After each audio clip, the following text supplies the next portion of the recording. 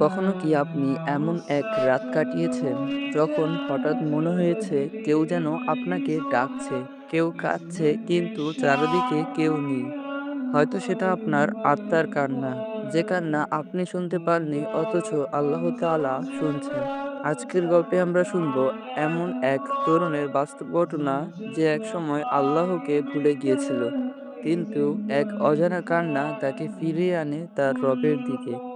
এই গল্পটা শুনলে আপনি বুঝবেন আল্লাহ কখনো কাউকে ছেড়ে দেন না, শুধু দরকার একবার ফিরে আসা। চলুন শুনে নেই শেষ রাতের অজানা কান্না। একটি ছোট্ট শহরের প্রান্তে বাস করত রাশেদ নামে এক তরুণ। তার বয়স মাত্র 23-24। ছেলেটি একসময় খুব ধার্মিক ছিল, প্রতিদিন নামাজ, কোরআন তেলাওয়াত আর মসজিদের কাজেও সাহায্য করত। কিন্তু বয়স বাড়ার সাথে সাথে দুনিয়ার চাকচিক্য তার মন কেড়ে নেয়। বন্ধুদের সাথে আড্ডা, মোবাইল, মিউজিক, রাত জাগা, ধীরে ধীরে সে নামাজ ছেড়ে দেয়।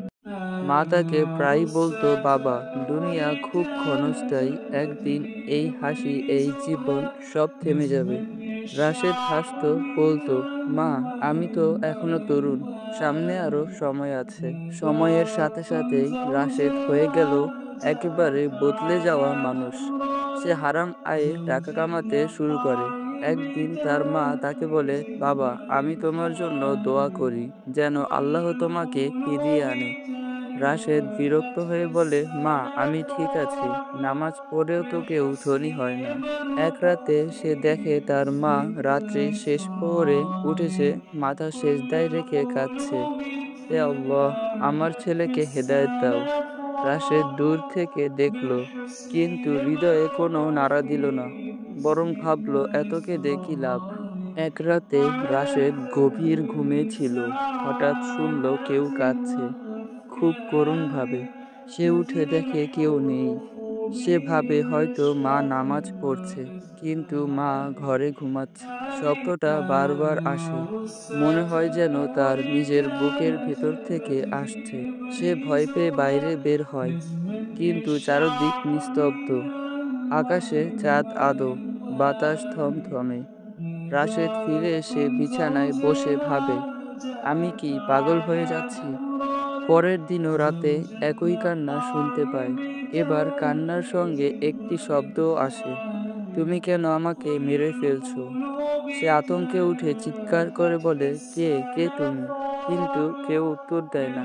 তৃতীয় রাতে সে আর ঘুমাতে পারে না। অবশেষে ফজরের আগে দরজায় নক হয়।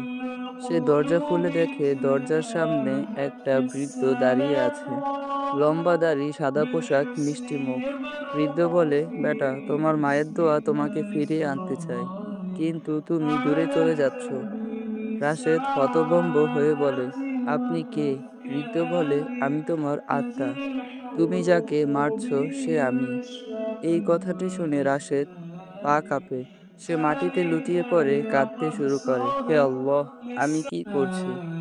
সেই রাতের পর সে মসজিদে যায়। ইমাম সাহেব তাকে দেখে বলে, তুমি এসেছো, এটা আল্লাহর রহমত। রাশেদ কান্নায় ভেঙে পড়ে। রাশেদ পুরোপুরি বদলে যায়। মায়ের হাতে কোরআন নিয়ে বলে, মা, আমি ফিরে এসেছি, আর যাব না। মা হাসেন, চোখে পানি আসে।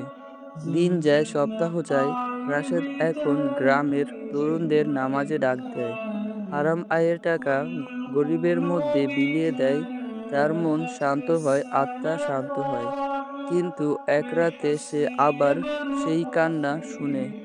এবার কণ্ঠটা বলে, ধন্যবাদ, তুমি আমাকে বাঁচালে। সে বুঝে যায় তার আত্মা এবার মুক্তি। রাশেদ পরে এক ইসলামী বক্তা হয়ে যায়। তার বক্তব্যে সে বারবার বলে, আল্লাহ কখনো কাউকে ফেলে দেয় না। তুমি যত পাপ করো না কেন, এক রাতের কান্নাই তোমাকে বদলে দিতে পারে। বন্ধুরা, এই গল্পটা শুধু রাশেদের নয়, এটা আমাদের প্রত্যেকের জীবনের গল্প। আমরাও কখনো না কখনো আল্লাহকে ভুলে যাই, কিন্তু আল্লাহ কখনো আমাদের ভুলে যান না। যদি গল্পটি ভালো লেগে থাকে তাহলে একটা লাইক করো এবং বন্ধুদের মাঝে শেয়ার করো। হয়তো তোমার শেয়ার করা এই গল্পটাই কারো জীবনের পরিবর্তনের কারণ হবে। দেখা হবে পরের ভিডিওতে। ততক্ষণ সবাই ভালো থাকো, সুস্থ থাকো। আল্লাহ হাফেজ।